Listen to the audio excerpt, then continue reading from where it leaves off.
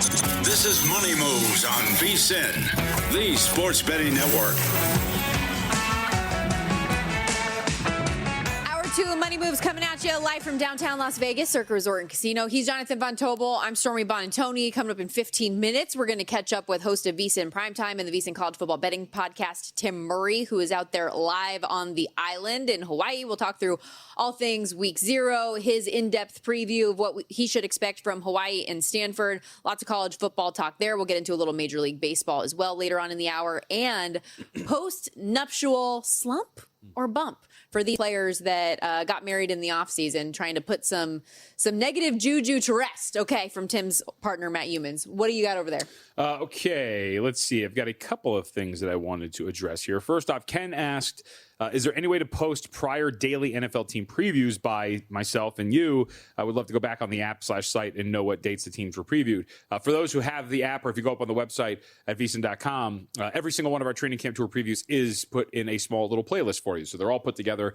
You will see me driving the car. You'll see Stormy waving. It should be right there. I was looking at them earlier today, right when you go up on VSiN Watch. You want to see those, and it's on the Watch app right at the top, so you can check those out. Just scroll on through. Yep. So every single one of those there. The other thing that I wanted to mention is we did get an email from a listener that said, and this is from Walter Lewis, please tell our good friend Matt Humans to go easy on Purdue and Hawaii. Great talking points and analysis this year as always. Show's great. Love seeing Stormy on the sidelines. Aw, that's very sweet. Yeah, Matt Humans is always a little rough on Purdue. And to reiterate, because not everybody listens to every single second, you will be on week 1 where? Yes, ECU at Alabama. It's a noon Eastern time kickoff on ABC, Saturday of week 1. So very excited for that one. And I did have, while we're on college football here real quickly, one follow-up to Adam Burke's discussion about that week 0 opener for Florida State. I did one of my best bets for the futures that we put out in the college football betting guides, Florida State under their win total this year. I am in complete agreement with everything he had to say about Ashton Daniels and just the commentary in general. If you're Norvell and you're on the hot seat like this, I'm shocked that that's the guy that you're deciding to hitch your wagon to. And when you look at the schedule, too, it is by far the most difficult in the conference at this point. I think by that Miami game in October, they could just be calling off the dogs and not like those student athletes, just like last year, how it felt like they went from really caring and, start out the gate hot to just not caring at all because games get away from you. So I could very easily see that be the case for them. I think an alt under the 5.5 wins at a plus money price is worthwhile as well. Okay, let's get into our NFL training camp tour preview for the day. Shall we roll that open? Join Stormy and JVT as they go on the Money Moves NFL training camp tour. To Glendale, Arizona we go. The Arizona Cardinals have missed the postseason, JVT, in 9 of the last 10 years. And based on the market, are expected to miss again. The worst team in the league. If you look at some of these odds, they are the longest shot for the Super Bowl, the shortest shot for fewest wins this season. Win total at 3.5, lowest of any team, is juiced to the over, though, at -136. So there's that. A 100-to-1 shot, triple digits in the loaded NFC West. And, oh, by the way, they also have the most difficult strength of schedule based on opponent win total in 2026, 4th most difficult on opponent win percentage from last year. I want to start with a question for you. Between Miami and Arizona this season, who do you have more faith in? Ooh, that's tough. See, I don't think it is. You don't? I think it's Arizona. I think Arizona, Mitch and I talked about this a couple of times on Pod to the Futures, and I keep just going back to the fact that if you look at Arizona, yes, I understand where they're at. I'm not saying they should be like a 7-win team. But when I look at the Dolphins depth chart, I don't see Jeremiah Love. I don't see Marvin Harrison Jr. I don't see Trey McBride. These are 3 high-end skill position players that are among some of the better, I shouldn't say among the best when we talk about Jeremiah Love and Marvin Harrison Jr., but Trey McBride is among the best at his position group. Marvin Harrison Jr. is a high-end talent. We know how deep the running back room is in general for Arizona as well. They've got a lot of stuff to work with, we'll say, on offense that I think just gives them a somewhat higher floor. And I know I made fun of what was the lamest holdout in NFL history, which was Jacoby Brissett this year. And I think still I would go down the path of, hey, I'd rather take the risk of playing Carson Beck all year long because I just want to see what I have as opposed to just rolling Jacoby Brissett out there and seeing whatever it is. That's from a grand team building standpoint. But they're not going to do that. They're going to play Jacoby Brissett. They're going to play him for as many snaps as they can this year, it would seem. Stormy, all of those skill position talent that we just talked about, and a quarterback that completed 65% of his passes. I mean, I'll make fun of you one last time. That had a 23-8 touchdown to interception ratio last year. But in all seriousness, right? Did a relatively good job in keeping the ball out of danger. A turnover worthy play rate of 2.8%. I am not making the case that Arizona is going to win a Super Bowl by any stretch. But when I see the high-end offensive talent, when I see a competent starting quarterback, you can make fun of LaFleur as a hire or whatever it is. But again, he has an offensive mind that comes from this scheme that generally has had a pretty solid floor when it comes to getting production out of these teams. You look at the draft that they had. Obviously, we know about Jeremiah Love. Chase Bisontis, who they drafted out of Texas A&M, up there as well. So kind of some reinforcements along the offensive line. I just don't think that Arizona is this place that is just devoid of talent, has no hope. They're absolutely cooked. I see a Dolphins roster, to invoke them one more time because they've been talked about as the same, that's been completely retooled, that is went to go get a free agent quarterback that wasn't even there before, that traded away their best offensive or one of their best offensive weapons outside of Devon Achane. And I just look at this Arizona team and I think, like for our draft in the futures draft, I took over on the Arizona Cardinals in our futures draft because I do think there's a reality where you look around and you go, it's the stupidity of football. You can spring an upset, and you look at like the potential opponents that they can upend. You tell me they can't beat the Raiders. You're going to tell me they can't beat the Jets. You're going to tell me they can't beat the Commanders. You're going to tell me that they can't beat the Giants. Like, there's winnable games on this outside of just the random variance of playing a football game in general every single day, that I think we've come to a point where I think we're just a little too low potentially on the Arizona Cardinals. And that's my spiel. Is their defense going to be better? Sure. Because this is like my big thing, and the offensive line too.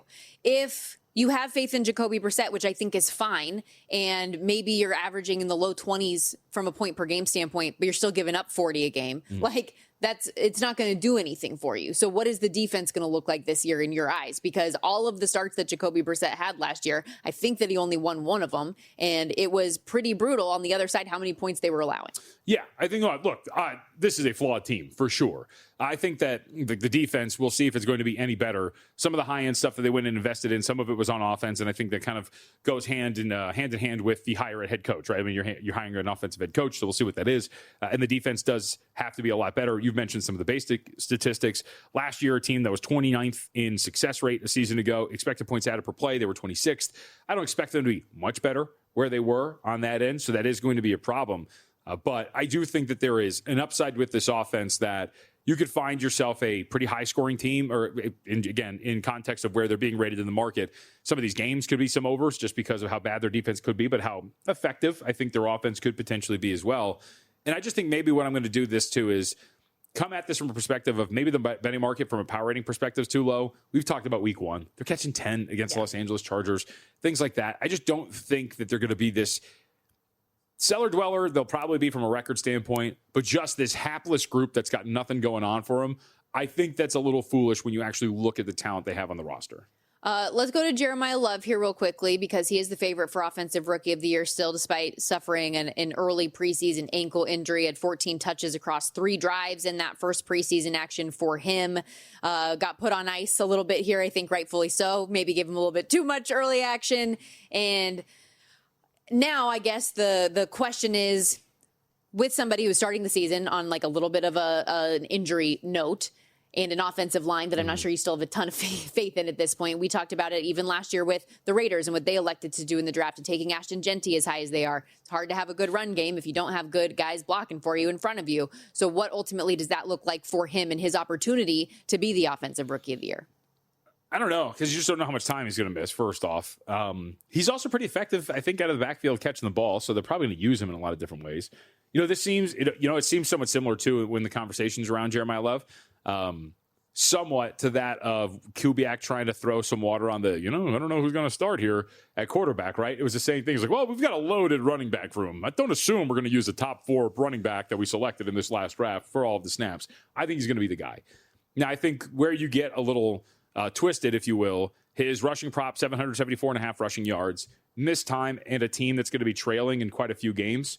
Will he be able to actually go out there and get the rushing yards you need on a team that's going to be throwing the ball as often as it might be, right? And we saw Jacoby Brissett. I mean, he dropped back. Look at some of these games, 53, 57, 58, 50. There's a lot of dropbacks in there because you're trailing in a lot of these games. I don't know if maybe he's going to be very effective or effective enough, But I mean, if you stack together a season in which you have over 1,000 total yards and, a smattering of touchdowns, if you're Jeremiah Love, even with this time, you'll be in contention for Offensive Rookie of the Year for sure. Worth noting as we're on the way out here, I have to hit a break here in a minute. Thank you. I thought I did a good job. It was quiet. You did. I mean, it looked like you were about to, I thought you were going to throw up for a second, but I was like, oh, she's about to sneeze. No, I am someone who aggressively sneezes. It's typically very loud and obnoxious, but I held it in. Before we move on, what do you think about the Arizona Cardinals? I'm the one that has put his opinion out. I just think the division is so hard, and you look at the beginning of the season, with all of the good teams that they're facing. Well, actually, so what I was trying to say is the 49ers, I saw Mike Evans didn't practice again today with the groin issue. That does worry me again, especially with somebody like him, his age, soft tissue stuff can linger. Wonder if Jed York had the same injury. But who knows? It wasn't soft tissue. We have to. It's that team is just, there's so many distractions right now. And, but I still feel like they should be good with what Shanahan can do. As far as Arizona goes, I'm just not a believer, honestly. Like them and Miami, either of them. Is that okay with you? Can I just say the teams I think are going to be the two worst in the league or the worst in the league? I just laugh because you drifted off into the 49ers again. Like I can't help it. We're talking about the Cardinals. I can't help it. I have a problem, but I was just looking at the very beginning of their schedule.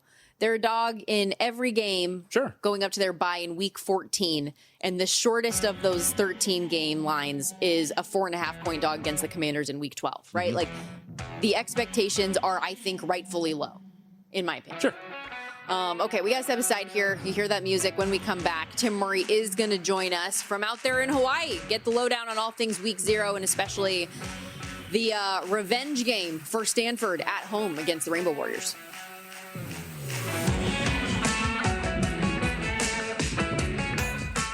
So you're listening to this podcast because you want an edge. But what if I told you you're only halfway there? You've got the mindset. Now it's time to get the toolkit to match. Here's the thing. Pro bettors spend thousands on data and tools. But what they don't want you to know is that you can get the same edge for a fraction of the cost with VSiN Pro. VSiN Pro gives you access to expert picks, public betting data, prop projections, powerful tools, analytics, and more. Just tap the link in the description and see why thousands of bettors are already using VSiN Pro to cash more bets.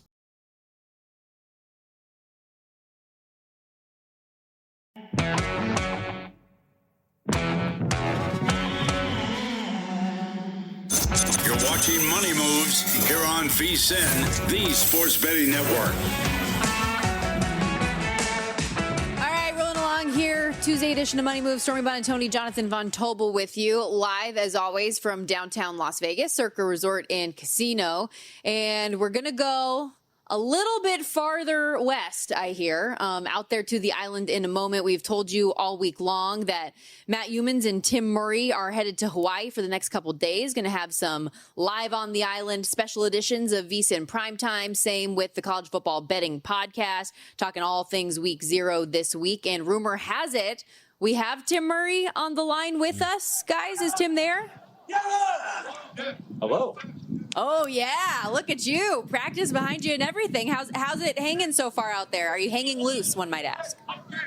We are. Yes. Matt Youmans took us to Zippy's for a Hawaiian breakfast already this morning. So he also, it's fair to report, got a hot fudge sundae to wrap up his meal at 6:45 in the morning. So of course. Very much living up to the Youmans' expectations. But yes, we are here at a local high school in Hawaii trying to get used to the grass turf that they will be facing on Saturday against Stanford. So I'm assuming that with Youmans on this trip, and you guys have only been out there for a little bit, that was only his 4th trip to Zippy's, Tim? Is that accurate? I don't know where he is right now. He might be back at Zippy's right now. And, of course, doing a live stand-up with you, it's going to whip wind as soon as this is the windiest it's been the entire time we've been here, as soon as I start talking to you guys. Well, hopefully the wind will die down by the time they make the trip over to Palo Alto for the Week 0 contest coming up this weekend. What have you made of this line move? Obviously, Stanford opened up a shorter dog, 3.5. It got all the way out to 6. And then all of a sudden today, we see a 2-point swing in favor of the Rainbow Warriors that now we're back down to Stanford -4. What do you think pushed this? Yeah, I kind of think it was just an overreaction to the news that Bafeli Ashlock was not going to play the top wide receiver for Hawaii. And now when you have him coming back, or not, he's not going to play, but when you have the situation brewing that he is going to be out, I just thought it was an overreaction. And JVT, you text me about it. Was there any news about anything else? I just think this is where the market should have been all along, right? 4.5, probably in favor of Stanford. And you saw in the Memphis UNLV game too, where the market came down today. So it almost felt like this was a movement one way because of just small bit of news, and now it's back down to where it probably should be, with Stanford being around 4.5 point favorite. So, Tim, I'm curious, with Pofele Ashlock and what this is going to look like for him, the initial thoughts, it seemed like were pretty dramatic, maybe whole season. That seems to have become a little bit murkier. Do we have any update on what this is for Ashlock and what there is a timeline for his return? Yeah, we're going to talk to Timmy Chang later today, so I'll probably get a little bit more info. He is not practicing. He is not expected to play in this game from what I gather. But I don't know how severe the injury is, so we will see. Hawaii did go to the portal, brought in a transfer from Oklahoma State, brought in a transfer from Washington, brought in a transfer from Iowa State. And this is a very wide receiver friendly type of system. So obviously they will miss a Pofele Ashlock, who was their leading receiver a year ago. Jackson Harris transferred to LSU. So they lost some pieces from last year's offense, but I also think the system that they're a part of, JBT, when you think about it, going back to the June Jones days when Timmy Chang was the quarterback and Colt Brennan was the quarterback, you've got a really quarterback or wide receiver friendly system. So they did bring in some talent via the portal. Obviously, Ashlock will be missed, but I'm very curious to see what this offense will look like on Saturday against Stanford. Well, what do you think? Do you have any strong opinions on this game, side or total? Anything you got down on? Yeah, I played the under 49.5. I know it's moved a little bit. I think 49 is still there at circa. I expect this game to be similar to what we saw last year, and it was a bit of a grinder of a game. I think Stanford, when you think back or think to what they're trying to instill, Tavita Pritchard comes in. He played under Harbaugh. He was Andrew Luck's backup. I think the situation is going to be Stanford knows they have some size up front, both offensive and defensive line. And, we saw it last year when these two teams played, and Stanford just made some mistakes late in that game. I think Stanford's game plan, if I had to guess, is going to be try to grind this one out. It is a revenge spot, as you alluded to, going to the break, Stormy. So I have not played the side, but I do like the under here. I think we're looking at like a 24-21, 24-20 type of game. I think it's more of a slog, even though Hawaii's offense, as we saw in the bowl game, they want to get out and go and run up tempo. I think Stanford's going to try to slow them down with their size up front. Justin Emery, who is out there with you, who you stole him from us, our producer, just sent a great picture of Matt Humans looking fondly upon the Zippy's location in which you guys were eating at a little bit earlier today. Tim, with Hawaii, I'm curious because a lot of the things you hear about Hawaii is generally difficult for them to make the trips out toward the mainland on these road trips. Do you think this is going to be a similar thing for them this season, or with yet another year under the belt for Timmy Chang, does he have a better grasp of getting this team on the road and having success? Yeah, they did have a little success last year. Obviously, when they came to UNLV, when they went to San Jose State, when they went to Arizona, those were both all three were losses. But you think they go to Air Force in altitude, they get that win. They go to Colorado State in altitude, they get that win. So I do think this team is starting to figure it out a little bit more from a travel standpoint. Look, the ATS numbers for them at home have been unbelievable. Since Timmy Chang has become the head coach of Hawaii, they're the best covering team in college football at home, and the numbers need to get better. And, we'll find out. They have a trip to Northern Illinois this year. They have a trip to UTEP this year. So we're going to find out a lot. They're going to leave on Thursday morning. Shouldn't be too rough a travel to the Bay. So I don't think the travel, if they were to come up short on Saturday, I don't think the travel is going to be an issue. But I think later on in the season, when they make those unusual trips to DeKalb, Illinois, to take on Northern Illinois, when they go to El Paso to take on UTEP, those could be some potentially tricky spots for the Bows this year. Tim, before we let you go, I know you're somebody who is obviously you're betting college football futures all throughout the offseason leading up to the year. You get better numbers than other people. Is there still a futures play or another bet that you would recommend people make now at the current price? Yeah, a couple. The one that I've been talking about all offseason hasn't really moved is Texas Tech to win the Big 12. There's still even money out there. I thought it was an overreaction in the market from Brendan Sorsby to Will Hammond. That moved about 50 cents. I think the talent there, the schedule for Texas Tech is so inducive for them getting back to the Big 12 championship. And if you're sitting there with an even money ticket, you're feeling pretty good about your situation because they're going to be power rated better than any team in the Big 12. So I still think even money on Texas Tech to win the Big 12 is out there. And then, the one that JVT, I haven't talked to you about this, but there's been so much pro Penn State love out there in the market. And I just think it's gone a little bit too far. The talent is good, but it's not great.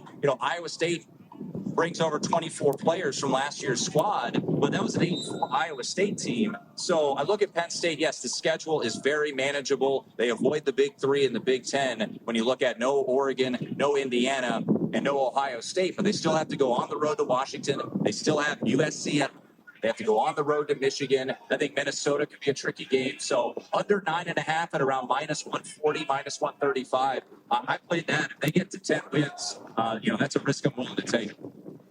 Tim, thank you so much for doing this. Try not to have too much fun out there. And also, good luck with the willpower being on the road eating with Matt Humans. Good luck. Yeah, we're not going to eat very healthy. That is for sure out here. Tim Murray, everybody. I really appreciate the time. And again, make sure you check out these special edition episodes of VSiN Primetime this week from out there in Hawaii. Also, a special edition of the College Football Betting Podcast, all presented by Rainbow Authentics. Fun to always team up with them. And that Penn State, I think that's an interesting one because obviously, as you know, I am more pro Penn State, but that is one of several teams we have had the discussion about this season of how much do we like the team versus how much do we like the schedule, as he alluded to there. Yeah, Penn State, Kansas State, you never want to mix up a power rating with an opportunistic schedule. We see it all the time, right? Team might take advantage of schedule from a power rating standpoint, though. Probably shouldn't be increasing it and then maybe gets to a big boy and gets absolutely dump trucked. The first year Indiana made it into the college football playoff was a pretty good example, right? They had beat up on an easy schedule and then they go play Notre Dame and it was like, ooh, you're not even in this thing. So I'm with Tim. You know how I feel. We've debated your favorite team. Actually, second favorite team. Same color scheme, though. BYU, Penn State. But Penn State, I think, is I think they're a little over. Because my whole problem with what was your win total that you bet over? Let me pull it up. Over 8.5? Price was. Yeah. Because essentially you got to go perfect in the non-3 big games, we'll call them. And that's always difficult to ask, especially when, Looking at their schedule right now, your toughest game on paper is against USC on October 10th, but you're going to have a whiteout crowd at your back on that one. Lincoln Riley's team, for as much as I like USC this year, we know they have historically struggled on the road under him. And I know you look at those like Northwestern games, and we both think Washington will be better. Like neither of those are a gimme game, but I don't know, man. Wisconsin, Maryland, and Minnesota are all trickier games, and I think we the collective are giving them credit. Well, I told you, I like Wisconsin, right? That is another team that I am more optimistic about than others. Aiden Childs, I believe the other day, was just announced as starting quarterback for Northwestern, so you're cooked there. Obviously, right? Yes. Chip Kelly with the hard hat and Aiden Childs is all done. That photo is a 10, by the way. It is. So good. That was our guy, Sammy P, that put that one out there, too. Yep. Went viral with the Chip Kelly photo. I do have, I know we have some stuff planned, but if you would like, I do have quite a few bits of news in the NFL that we'd like to get to if you'd like. Well, we only have 30 seconds before we hit the break, so I would prefer you not to speed read them. But yes, I'm on the other side. I'm just giving you a hard time. When we come back, okay, yeah, we'll hit that news. You just give me a hard time? Can we just go to break now? I'm done with him. We'll be right back.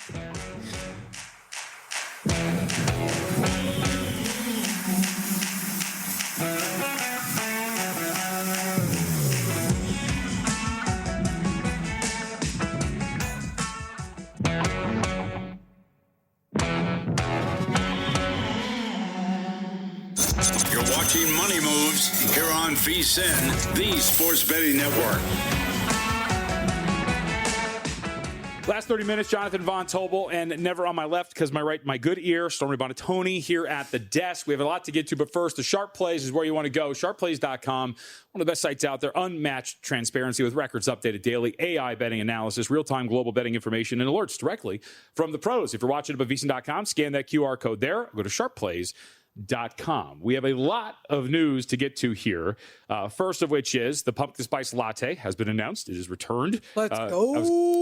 You answered the question. You are basic and Caucasian. Are you excited for the return of the pumpkin spice latte? I love pumpkin flavored everything. I was going to say now, will you not go though because you have purchased and are now becoming a barista? Maybe what I'll have to do is just get some at-home pumpkin I was stuff. going to say, you can make your own. Yeah, I learned how to make cold foam today, so maybe I can make a pumpkin cold foam. Now I'm just getting excited. I don't need to go to Starbucks. I can do it at home. Yeah. So I wanted to bring that up. You got a little grumpy throughout the show. I don't know what happened. Cranky, grouchy, irritable, crabby, I had to restart my computer because it wasn't working, and it was really frustrating me. This is, in today's society, JVT, where we have instant gratification and we are just used to things working seamlessly, especially technology. When you get that little lag or when you get the rainbow wheel, it is the worst feeling in the world. Yeah. I know back in the day we had to deal with dial-up and what it took just to get onto the internet, but it's a different time now, and I just expect my computer to work the way that it's supposed to work, and I was very frustrated. Some would say that you are cantankerous, somewhat irascible, but that is fine. We will move on from that. All right. Irascible? Yes. A couple of injury news for you. Read a book. There's a couple of injury notes for you here. First off, I feel like you Googled synonyms for grumpy? Cantankerous, maybe, because you use that one about Matt Humans a lot, so I'm pretty sure that's what went down. Anyway, all right, a couple of things. This happened about an hour or so ago, but we haven't mentioned it yet. But I've been very high on Ken Walker for the Kansas City Chiefs. Should be noted that he suffered a foot injury today. Doesn't sound insanely serious, but you never like running back and foot injury, especially for a guy who was like the big signing for Kansas City. And it seemed like they were going to maybe really start to focus their offense on that. And as I have made the case, Andy Reid, in his time as a head coach in the NFL, has done a brilliant job with running backs that have the skill set I think that Kenneth Walker has. So something to note there. Three others that have come down somewhat recently. Big news here for the New York Giants. Wide receiver Calvin Austin, a, quote, serious injury to his knee that has caused him to be carted off. So we'll see what the magnitude of that is, but that doesn't sound good for a wide receiver core that I think is extremely thin and beat up. I was watching Odell Beckham Jr. highlights in the preseason yesterday, and I had to make sure that the tweet was from 2026. And then I had to make sure again that he was in the box score because, like, what if am I just watching old highlights? Like, no, that's the status of what this wide receiver room is right now for the New York Giants. So that's not great. You mentioned, I'll ask you on this, details on it. I did not see this. Jamar Chase shoulder injury? No, knee. So he he landed awkwardly, I guess, on a deep route and had to come up grabbing his knee. He did walk off on his own. Okay. Like, he didn't need a cart or anything. He went and talked with trainers for a while. He came back out onto the field, but didn't get back in any drills. So just something to keep an eye on for somebody who, while like Bijan Robinson and Jahmyr Gibbs are your short shots for Offensive Player of the Year, he's the shortest wide receiver option there at 10-1 and all the expectations that we have for this Bengals defense. So just something to monitor as we get going here. Oh, yeah. Did you see the video? Yeah. Yeah, so it does look a little like mild hyperextension, so we'll see exactly what happens here with him. The others, Clint Kubiak spoke today to the media just a couple of minutes ago. An update on Ashton Jeanty, quote, "I'm not going to get into injuries. He's on the mend." So we will not know what the status of Ashton Jeanty is moving forward. And the last, we end with the somewhat positive note. Tight end for the Detroit Lions, Sam Laporta, back at practice today. That's good for all of my Lions futures. But we did tell you earlier as well, Mike Evans was not at practice today dealing with a groin, and I forgot to mention as part of that, Jacob Cowing as well did not show up at practice today. Undisclosed reason there, haven't seen one, but he obviously just popped off for the big 80-yard return in the preseason game. Somebody that is trying to be more utilized in the wide receiver room, and with the opportunity there, it's a little bit of a bummer to have him not out there on the practice field as well. Wanted to follow up to one thing. So we got a tweet. Scotty B 726 tweeted in to me, said, "No way, Jeremiah Love wins Offensive Rookie of the Year if the Cardinals go under. The Cardinals were our team today on our training camp tour." I would disagree with that to an extent. Now, I think if the Cardinals go under, the reality is that Jeremiah Love probably has a poor season. So, like, if that's the correlation you're tying in, sure, I think that makes sense. But if he has a statistical season that is good enough to win Offensive Rookie of the Year, and the argument is they would just ignore it because they didn't have team success, I would greatly disagree with that point. Last year's a very good example. Carson Schlesinger won Defensive Rookie of the Year for the Cleveland Browns, and they were not good. So team success generally does not tie into Offensive Rookie of the Year. My fate of Love is more a fate of the offensive line. Yes, and that's like that I think I would agree with. But if we're just doing it like, hey, the Cardinals are going to be not good, and thus Love's not going to win it, the history has shown us that team success doesn't really tie into Offensive or Defensive Rookie of the Year. Just to recap, top of the board, I know we discussed a little Offensive Rookie of the Year yesterday, but Love plus 550, Jajarian Price over there in Seattle 6-1. So it is kind of funny that the two Notre Dame running backs are the two favorites on the board right now. Carnell Tate out there with the Tennessee Titans at 6-1, Fernando Mendoza at 7-1 before you get out to double digits, where Dejon Stribling is now the shortest shot at the double digits here after he opened the preseason in the 28-1, 30-1 range. I mean, who do you feel confident about at this point? Yeah, this so is many of them are banged up and just like There's Very nobody who you're really interesting into, market. right? Oh, Makai Lemon back at practice, though, it seems. Sure, but so coming off good. of some sort of mild hamstring injury, right? So it's just that to me makes this market so interesting because you've got, of course, Stribling, who has shortened up, that seemed to be untouchable at this point. You got Fernando Mendoza, who's not going to play. You got Jeremiah Love, who's hurt. You've got Carnell Tate, who might stink. Like, that's one of the crazier things, too. Our love for the Tennessee Titans is not looking good in the preseason so far, I'll tell you that much. Jacoby Lane getting some positive comments from the GM this week, right? Sure. Said he's a really high upside guy, 15-1. Mm-hmm. I don't have interest in Casey Concepcion, as I told you already, because I don't like either of the quarterbacks for Cleveland. So yeah, you just kind of keep going down. But that's why this is a lot of these markets. I think at this point, you want to try to get somebody that you can get some double digits and get a little bang for your buck and just see where it goes after that. Like the Fernando Mendoza stuff specifically, that number is only going to get longer as he's not starting games. So if you think that if he plays a certain number of games that maybe he's somebody worth buying in on, then like wait until it gets out a little bit longer if you want to play on that and think that ultimately he could reach that threshold later. Mm-hmm.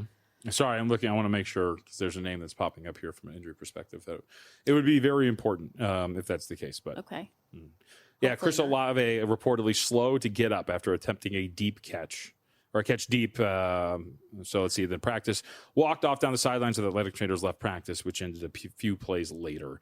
But some reports indicating that potentially it is the wind just getting knocked out of him, expected to be quote all good. So just a word because if he's hurt.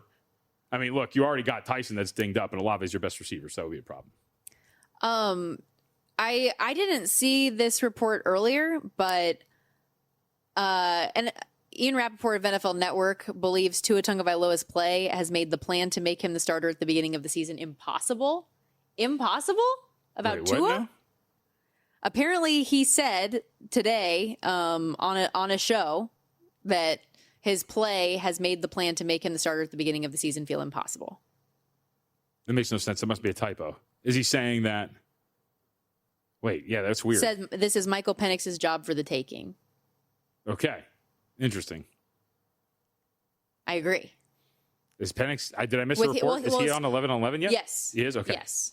So that came out yesterday, I think. Okay. All right. Well, cool. My Tua MVP tickets might be done too. You want to buy some? I'm good.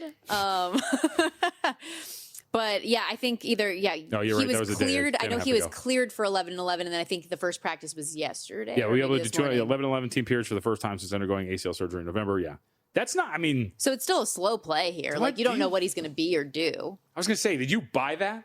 So the fact that the guy who just got cleared for 11-11 on August 25th is going to be the starting quarterback and just in a new system and ready to go.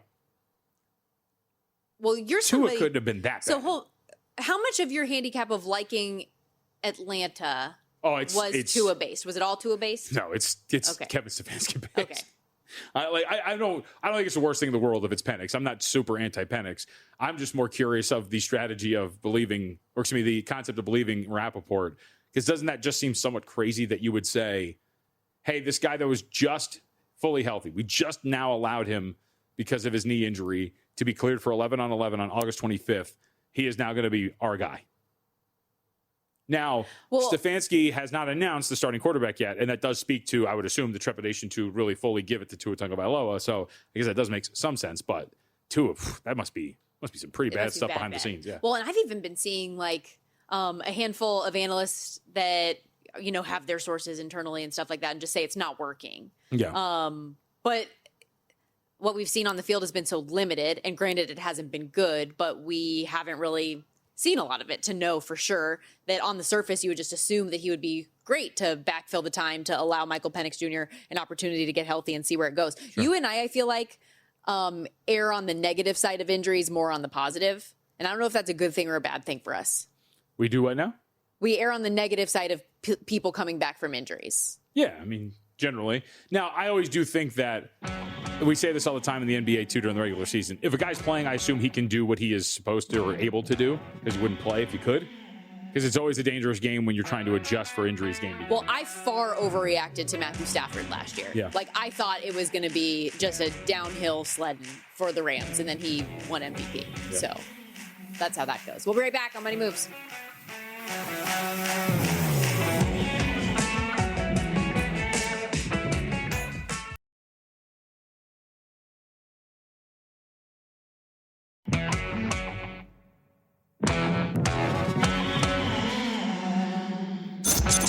watching Money Moves here on VSiN, the Sports Betting Network.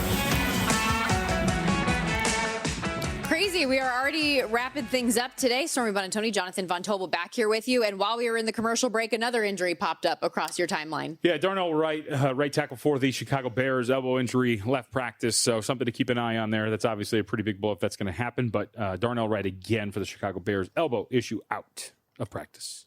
It feels like there are a lot more injuries this year. There always are a lot of them in the preseason, but it's like every day we're getting a slew of guys dealing with something. I also think that because I think we say that every year because we're just tied into every bit of news because, Maybe everybody gets dinged up and hurt and like whatever it is, but we'll see what happens. But the serious note is Calvin Austin today, the knee injury, but we'll see what Jamar Chase, Darnell Wright, Ken Walker, just because they're injured does not mean it's going to be long-term. We don't know yet. Just feels like a lot. Yeah. Last few minutes here, we're going to have a little fun with a different angle. You have told me, basically this has popped up several times because whenever a player in the NFL gets married, obviously the big one this summer was Travis Kelce and Taylor Swift and the whole bit. But whenever a player gets engaged or married, the go-to to you is, like Matt Heumann says, fade him. Yep. Like that's always the thing. Cooked.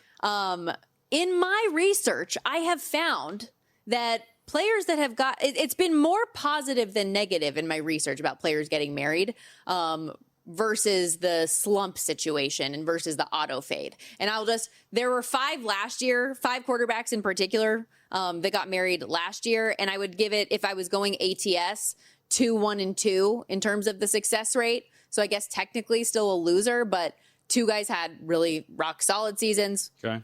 2 had average seasons, and then 1 had a bad season. Okay. So wait. So who are the 2? What are we looking at here? So Josh Allen, Drake May, Jalen Hurts, Jordan Love, Aaron Rodgers. Who had the bad season? Who would you consider? I would say pushes? Jalen Hurts. Okay. Of that group had bad. I mean, Aaron Rodgers, that touchdown. You can't even say it. You can't even say it. I will also, say though, with Aaron Rodgers, is he actually married? I do believe it's real. But even at 41 years old, he still gets the Steelers to a 10-win season. They go over the win total. Sure. Okay. Go to the playoffs, all those things. Jalen Hurts is the one I would say bad, inconsistent. The completion percentage, yards per attempt, QBR, all were down.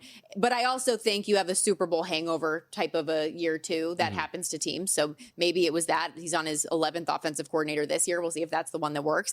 But obviously Drake May leads the Patriots to a Super Bowl, finishes second in MVP voting after he gets married. Josh Allen, he was fresh off an MVP already. So the only way really to go up would have been an AFC or a Super Bowl win, which he didn't get. But still, 12-win season for the Bills, 39 total touchdowns to 10 picks. He had 5 more rushing touchdowns and 90 more rushing yards than any other quarterback in the league. So fair to say he had a good year. Well, Stormy, these are just quarterbacks. There's lots of positions in the National Football League. There's no way that you would know about any of the other position players that got married. You're so annoying. But yeah, I went deep in the weeds on this, okay? On purpose.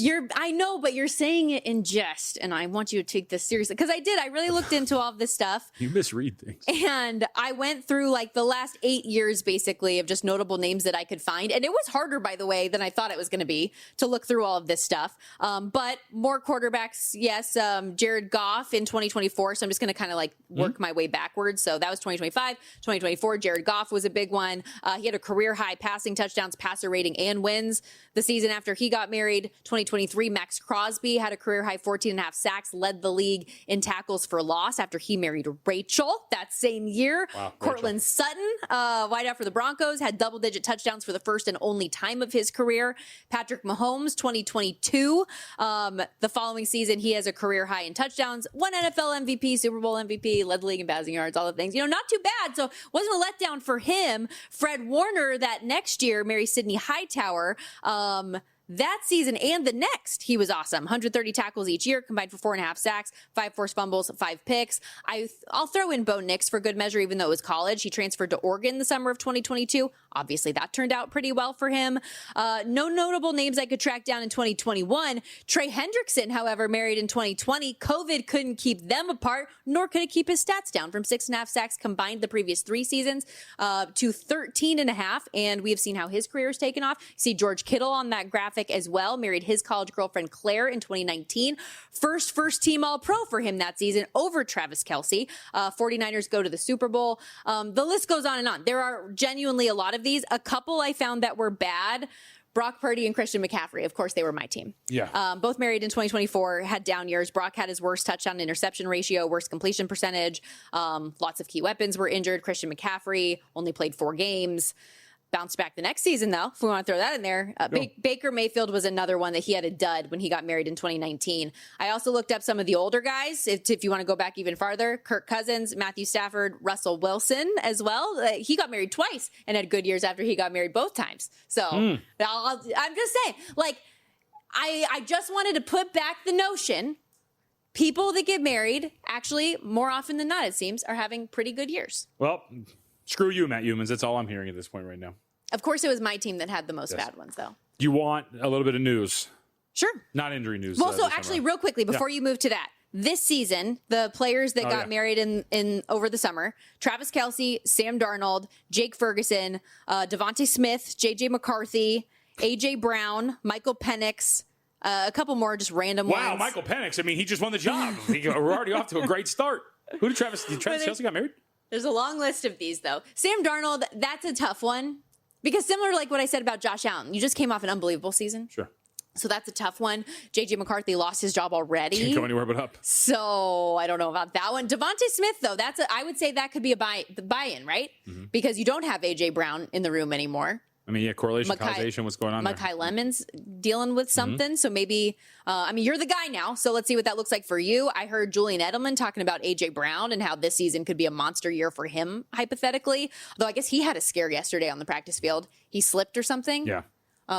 Seems like he's all right for all intents and purposes, but just throwing it out there, okay? These are the guys. If you're looking to find a situational angle, I got you. All right, some breaking news before we get to our best bets. I don't think you have to do anything, but I do.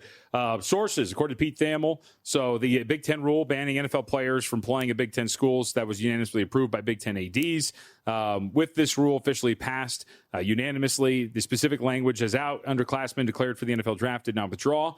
Any football player who signed a contract with a pro sports league, anyone who is officially on a professional roster. So there's going to be some fallout from this. And the statement, the Big Ten Conference announced Tuesday the unanimous adoption of a conference rule to prohibit football players who have signed a professional contract or on a professional roster at any point or declared for the NFL draft as an underclassman without withdrawing from maintaining eligibility for athletic competition at a conference institution. The conference continues to evaluate potential rules restricting professional athletes in other sports from conference competition. So we're starting to see the Big Ten speak on it. We'll get more on that, but wanted to get that out there for you. The only player that was really talked about most publicly was the UCLA kid, right? Trent Hendricks. Trent Hendricks is expected to be eligible as he has a TRO already, temporary restraining order, and only took part in rookie minicamp tryouts. Indiana defensive lineman Stephen Daly. Contract, right? Yep. And Indiana defensive lineman Stephen Daly and Kellen Wyatt will still need a court ruling to play, but they were injured, didn't sign NFL deals, so they would be okay if they get a temporary restraining order. Okay. All right. With that, best bets. Nothing to recap from yesterday, correct?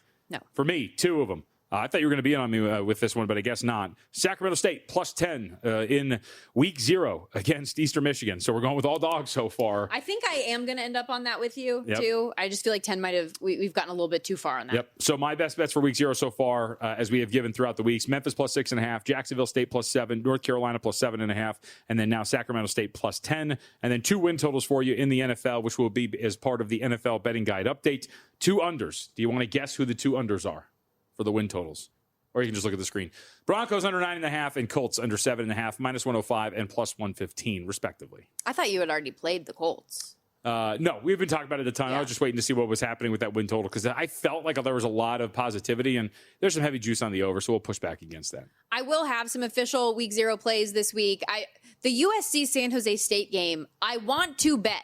I want to buy in on USC in some way, shape, or form. I just don't know how I'm going to get there yet. Whether it's the 38.5, whether it's the full game over 60.5.